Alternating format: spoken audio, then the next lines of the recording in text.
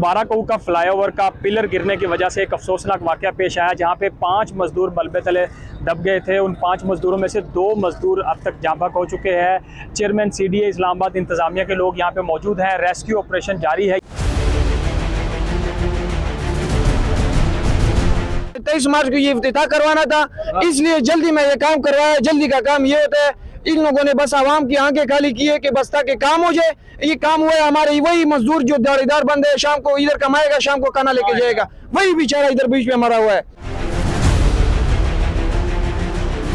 Chairman CDA की तरफ से मौका अपनाया गया था कि यहाँ पे हैवी ट्रैफिक का दाखिला ममनू है, जिसकी वजह से कोई ट्रक यहाँ से गुजरा है, उसकी टक्कर की वजह से पिलर गिरा और ये वाकया पेश आया।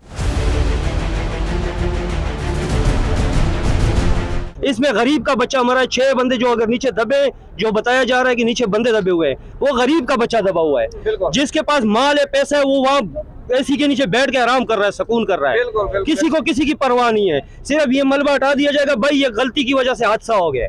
हादसा किस वजह से, इसकी तहकीकात होनी चाहिए, किस वजह से हादसा हुआ है।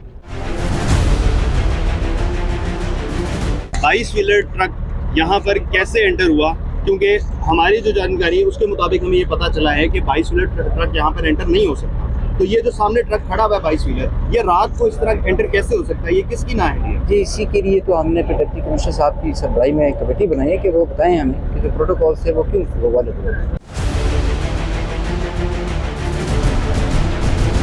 अभी भी यहाँ पे रेस्क्यू ऑपरेशन जारी है और जो चेयरमैन CDA नूरुल अमीन मैंगल, उनकी तरफ से कहा गया है कि 24 घंटों में रिपोर्ट तलब की गई है कि इस वाक़े के महरक़ात क्या है, किस वजह से ये वाक़या पेश आया है।